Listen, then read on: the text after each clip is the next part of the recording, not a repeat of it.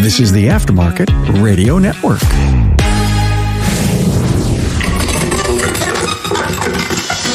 Hey, Carm Capriato here. Hello there. I'm the Automotive Aftermarket Podcast guy, continuing to bring you the latest updates on our ever-changing industry. Hey, if you're tired of hearing the buzz about electric vehicles, don't sneer at it. Embrace the information.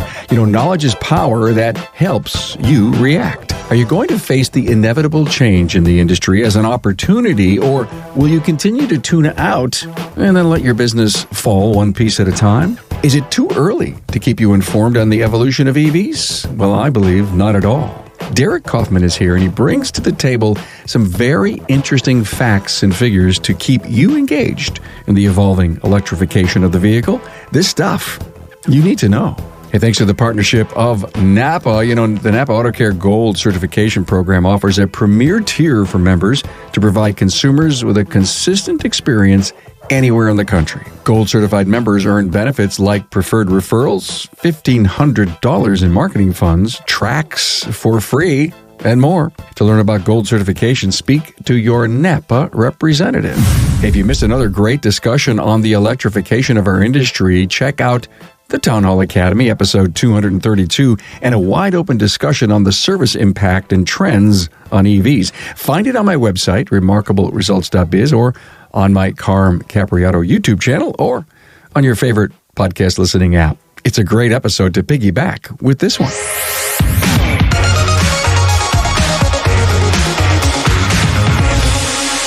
Hey, warm welcome to Derek Kaufman. Hi, Derek. How are you? I'm great. Welcome. Thanks for being here. 40 years in the transportation industry and currently managing partner at Schwartz Advisors. Last time I saw you was February 2020 in New York. Isn't that amazing? Yeah, it was at Morgan Stanley, and you made a heck of a presentation because you're the EV guy in the industry. I mean, if anyone wants to know about where are we going, where's technology taking us, you seem to be the guy. And Derek does research. He calls Carm. He says, let's do this thing. And in the audience, benefits. I enjoy them, Carm. Thank you so much. The last one we did was April 2020. And it was episode 529. And believe it or not, it was called The Future of Battery Electric Vehicles. And son of a gun, aren't we going to talk about that today again? Why? Because there's never been a greater sense of movement and direction and the geopolitical stuff, if I'm using the right words. And we need to talk about this. And I've never done more shows on it. I got shows coming up, panels coming up on statistics on servicing trends, just like the stuff you're doing. So before we start, let's serve up some of the acronyms that I know you're going to talk about. For example, EVs. So, one of the things is, as you get into researching all this and, stay in contact with the people that are developing the various systems, you kind of get more and more granular as to how you think about electric vehicles. So we tend to group all the headlines in EVs are doing this and EVs are doing that. But the fact is you've got HEVs, which are the hybrid cars. A Prius, has been around for a long time. Then you've got mild hybrids coming along, and the Europeans, especially Audi, 48 volt type of technology that gives you limited range but more driving power from the batteries and motors, and as a step up from a hybrid. Then you go full plug-in hybrid, which still has a gas engine in it. But you plug it in just like you do a full battery electric vehicle. And then we talk about BEVs, which are battery electric vehicles. And when we're talking about EVs today, I'm actually talking about BEVs, battery electric vehicles. I think it's a better distinction. And then we might reference ICEs, internal combustion engines, and we'll throw a couple others in there, VIO, vehicles in operation, VMT, vehicle miles traveled. So, we'll hit you with every acronym we possibly can. Thank you so much. Appreciate you clearing that up. Now, look, Derek, all the headlines these days suggest that electric drive cars will be taking substantial share of the new car sales and a growing percentage of the VIO by 2030. Now, if you've been forecasting EV sales for several years, are you increasing your estimates? Yeah, you said at the opening, Carm, that you've had a number of discussions and shows about this topic. Well, you have to, because you've got to run really hard to stay up with what's going on. So we stay in touch with tier one developers, tier two suppliers to them, the people kind of behind the scenes that are working with the OEMs to lay in the new platform. And there's no doubt that in the last 3 years, we've continuously increased our estimate of the new car sales of battery electric vehicles. I really do think that we read so many headlines right now, but it really is necessary to kind of get beyond the headlines. A lot of times you read the headline, and then if you read the body of the article, I just did one today on BMW, and they said BMW to go electric drive by 2030. Then in the middle of the article, it says it will be a mix of hybrid vehicles and full battery electric vehicles. So you've got to get beyond the headlines.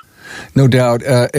It's a more granular view. I like it, and you're doing the research on it, so tell me more. We are running a forecast, kind of an evergreen forecast, and it takes this granular view of what I just mentioned in all the acronyms. So we're looking at gas only and diesel only vehicles. What's the trend there?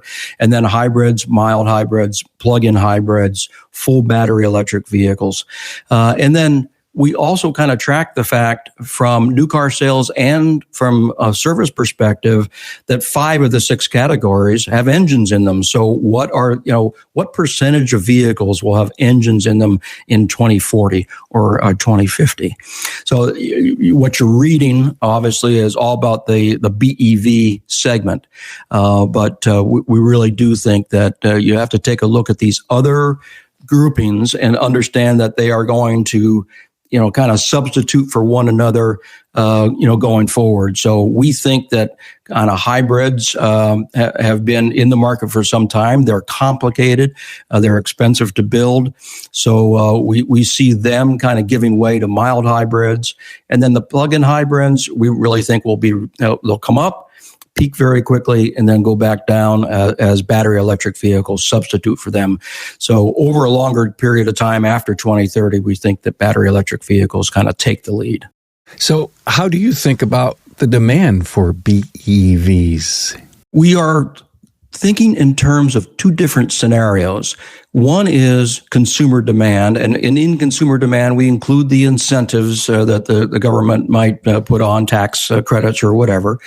And then we also think about kind of a 2X scenario, we call it, and that's one that's based on government mandates, where you see so many of these governments in Europe, for instance, just saying that, look, beyond 2030 you can't sell a gas engine car, or beyond 2035 you can't bring a gas engine car into the town of London. So, we have a consumer demand, and then we have a government mandate. And then we try to take into account the activities of the OEs right now. Believe it or not, there are like 500 BEV models either in production today or about to launch in the next 2 years. So we'll watch the investments being made and, try to dial that into our projections. 500 models? The great challenge, of course, is that, BEV shares of markets around the world range from kind of 3% to 9%, depending on what country you're looking at. You have 500 global models chasing some very small market shares. So this will be a real challenge for the OEs to make money. The global game is, a lot different than the USA game. And I don't think the headlines distinguish that very well. And I'll give you a couple of stats. In China last year, there are 1.3 million BEVs sold, and they're forecasting about 1.8 million for 2021. So to give you some relativity, there are about 300,000 BEVs sold in the United States as a comparison. If you think about the battery plants that are being built around the world, there are 142 of them in construction right now. 107 of them are in China. So China is kind of driving the adoption and production of BEV cars worldwide. And then European countries are increasingly mandating BEVs by 2030 or 2040s. I think that the U.S. is a slightly different situation, based on our geography. We're going more slowly. And right now, the federal government's not mandating the sale of BEVs. They're coming up with other incentives. I don't know if you saw just in the last 4 weeks, there is a bill in the Senate now that says, we've had a $7,500 credit for BEVs. Well, the bill moves that to $12,000 a car if the BEV is made in a union shop in the United States. And then you get $10,000 if it's made in the United States, but it's a non-union shop. So, a lot of the Asian brands, for instance, BMW, or building cars in South Carolina, they're non-union. So you get $10,000 on those. And then if it's made outside the United States, you get $7,500. And they also there was a 200,000 mile cap. So, 200,000 vehicles, excuse me. So, if you sold 200,000 BEVs, then you didn't get credits going forward. They've taken that cap off and said they replaced it with a BEVs at 50% market share total. So once BEVs reach that, then you don't get incentives anymore. So how's that for a convoluted but very specific incentive plan? It's ironic that in the United States, we may just see pickup trucks be the key driver of BEVs going forward. Unbelievable. One of the things I was, tracking, and I'm sure you've seen the launch of the Ford 150. I think probably one of the most successful launches of a vehicle in Ford's history. It was pretty wildly successful. And you've got Rivian and, GM with their Silverados and Sierras, Ram doing the 1500. They're all bringing out BEV models of them.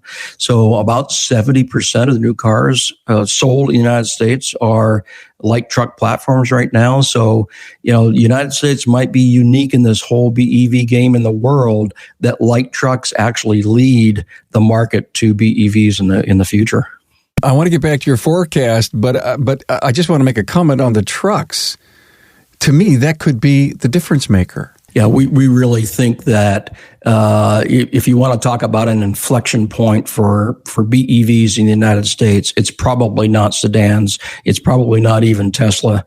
It's probably trucks like the Ford 150. You just need to see that, 70% of new car sales and 60.2% of the VIO, the vehicles in operation in the country, are light truck platforms.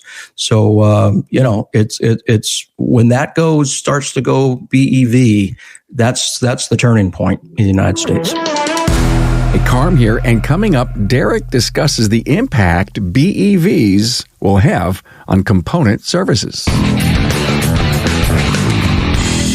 Hey, it's Carm here. Today, I have a special message for Napa Auto Care Centers who are looking to take the next step in growing their business and partnership. Now, if you're ready to strive and take it to the next level, Napa invites you to consider Gold Certification. Gold Certification is a premier tier of Napa Auto Care that recognizes repair shops with a higher level of participation in the Auto Care program. The program was built by Auto Care Centers for Auto Care Centers to provide a consistent consumer experience, maximize technology leverage, and reward Napa's most committed partners. When consumers visit a Gold Certified Auto Care Center, whether it's a small facility in a rural community or a multi-bay shop in a large metropolitan area, they can expect a first-class service repair experience. This includes a well-trained staff using today's technology and quality Napa parts in a comfortable, up-to-date facility. Customers at Gold-certified shops will also enjoy an extended parts and labor warranty, valuable saving opportunities, along with access to credit to pay for needed repairs, and a whole lot more. Here's what you need to qualify for the program. First, you need to be an active auto care partner for at least 12 months and have a steady business presence in your market for at least 2 years. Then to become Gold certified, it's necessary to meet specific requirements, chosen because they create the most consistent consumer experience and proven to generate the most significant results for auto care centers across the country. Some of these include using digital vehicle inspection, having at least one ASE Master Certified technician, a co-branded exterior, and offer consumer financing through Napa Easy Pay. You must also be an active member of a business development group. Once your shop achieves gold certification, you'll receive a number of benefits, including priority placement on Napa's shop locator pages, an allowance for marketing funds, 3636 peace of mind and local labor coverage, access to auto tech training, Napa Track's shop management system, smart sign digital menu board, and more. Talk with your servicing Napa store to find out everything you need to know about becoming a gold certified shop. All right, let's get back to your forecast. How do you see it rolling out? Well, let's talk about the consumer demand one first. So, yeah, and again, we include the financial incentives here. So we show BEVs getting to about 22% of new car sales by 2030 and about 32% by 2035.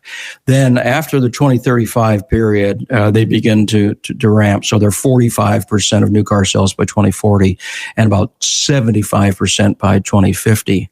If we go into the 2X scenario where the government simply mandates it, then the governor, the numbers actually move to 38% by 2030, about 57% by 2045, on up to 67 in 2040, and fully 90% by 2050. Again, go back to my head hurts. It's numb to see this stuff and to stop and think how quickly time goes by. And I'll be out of business, or I'm not worried. We got to pay attention to this. It's too important for the survival of the aftermarket not to keep this. And I think a lot of people hear of all the discussion going on and read the headlines and assume that we're going to flip 100% BEVs by 2030 or 2035. But you're talking about more conservative growth, really.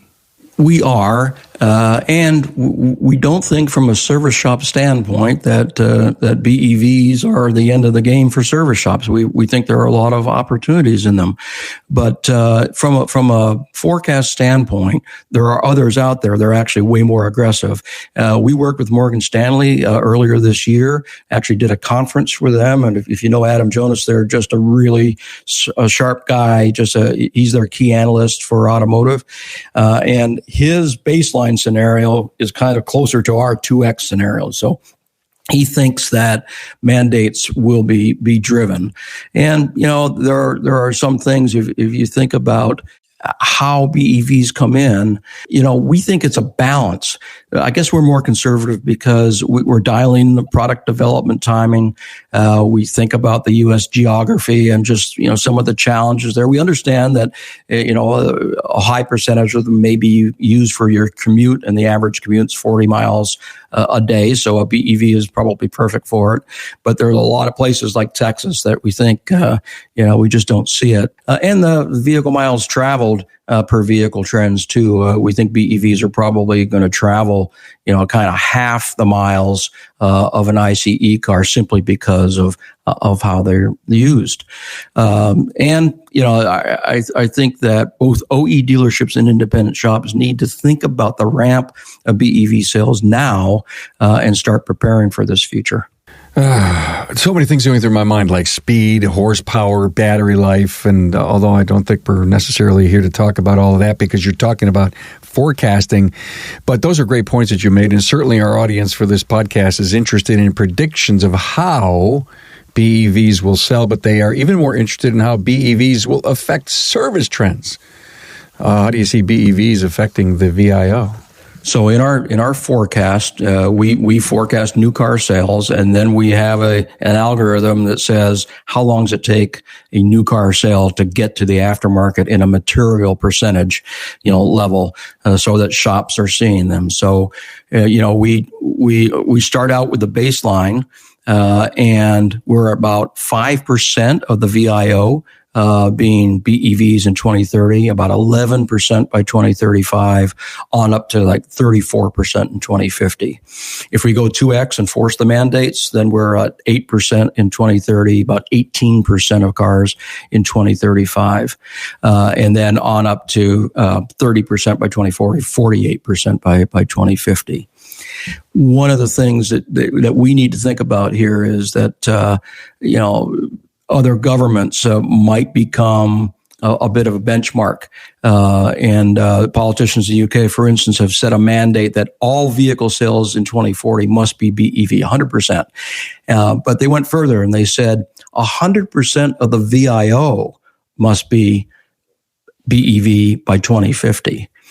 Now, can you imagine? We have 280 million vehicles on the roads of the United States right now.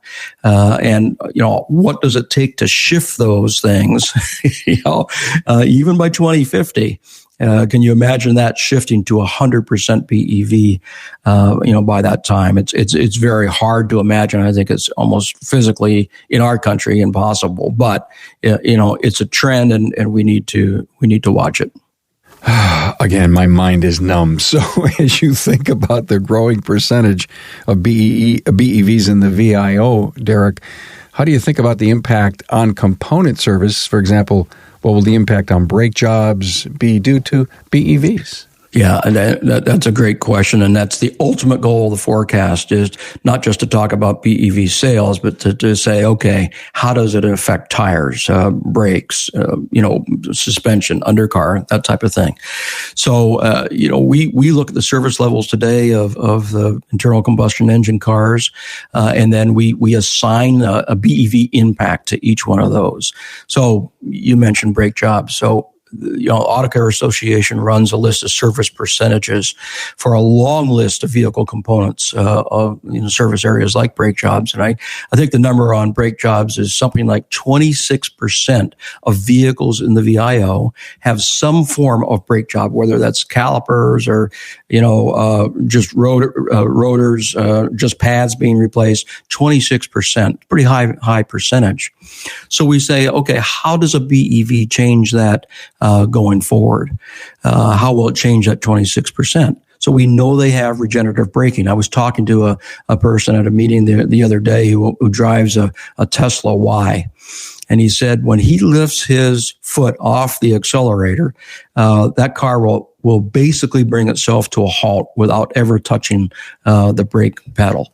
Now, not all electric cars have that strong a regenerative braking, but they all have regenerative braking. So when you leave off, they convert the motor to a generator and pump juice back into the battery. So we're saying about 50% of brake jobs or brake related work will go away on a BEV. Now we've been varying this as we've looked at various models. We were at 30% originally, but we have increased it, saying that these cars have stronger regen on average. So you take that 50% reduction and apply it to the ratio of BEVs in the VIO, and then you begin to understand, what percentage of the VIO is BEV. Those cars have a 50% reduction. So in 2030, we see brake jobs down 2.5%. In 2040, we see them down 9%. In 2050, we see them down 22%. So it's not the 50%, it only applies to, the percentage of cars that are BEVs. I'll take engine tune-ups as another good example, because that's kind of that's 100% that goes away. But when our model takes into account the number of ICE vehicles, then what we see is a 5% reduction in engine tune-ups in 2030, about an 18% reduction in 2040, and a 36% by 2050. So, we have that. We have it done. We think that tire wear will go up. The cars are heavier. The torque is higher. Tesla owners are experiencing a lot of tire replacements in the 20 and 30,000 mile range. Now, software can alter that going forward, by putting kind of launch control on your vehicle. But on average, we think that tire wear will go up. We think that suspension wear will go up and steering wear will go up, simply because the cars are heavier. We trying to take into account the center of gravity of the vehicles being lower and what the scrub angles are and all those types of things. So we try to get pretty technical as to how we think about it, and we don't just go off the headlines. Well, I can imagine. I mean, the white lab coat comes out, in the future, because there's no doubt we're going to have to be great diagnosticians, because this is now a network. It's a rolling computer. As you said, chassis, all the sensors. I don't think, like you say, the traditional kind of work that we have always relied on to grow great aftermarket sales is going to be there. HVAC, I'm sure there's going to be air conditioning, heating work. So in a different kind of form, I get all that. But it's fun, I think, to think about that we're in an incredible revolution, Derek. We're seeing it in front of our very own eyes. I mean, it's not like disc brakes. It's not like HEI and all that. Those things that fuel injection, that's going to go away. I think there's enough smart people out there that realize we've got to embrace this. We've got to pay attention. We've got to put up our shingle. And it says we repair hybrids and EVs. And so many companies create brand new companies. For example, Grand Rapids Hybrids is a great friend of mine who it's 50% of his business because he marketed it that way. There's a whole sub industry forming right now around this, and you got to live your life with rising expectations. So you've got to say, am I going to turn this into an opportunity, or am I going to be a victim of this challenge? Going forward, I think a lot of shop owners have already kind of dialed in the fact that their powertrain work has gone away over the last 10 years, not gone away, but has reduced, because, the service interviews are up, the oils last longer, you don't do the oil changes, component quality is up over the last 10 or 15 years. So they've relied more on undercar service. Well, BEVs actually, I think, bring more undercar service to you. So I think there's opportunities here. Brakes will go down, but other things will go up. You just gotta stay on the curve and understand, and also understand that it's very, very doable to have your techs trained from a high voltage standpoint. It doesn't mean the end of your capabilities to service a car. I was just going to say that. Smarter marketers, better training. Please don't sit on the sidelines. Get on the point of that plow in your world, in your arena. Read everything that you can, like Derek. We'll have Derek on as often as we can so that we can keep you on the cutting edge. So let me summarize this. A revolution in technology, changing cars from gas to electrons, but a slower evolution of service as BEVs move through their lease period and enter the independent service sector over a 10 to 20 period. I mean, I think that's a conservative yet smart estimate. Good summary. Thanks, man. Pay attention. Be in it. And always, thanks to Derek Kaufman for being here with us. Thanks, Carm. Thanks for being on board to listen and learn from the premier automotive aftermarket podcast. Until next time.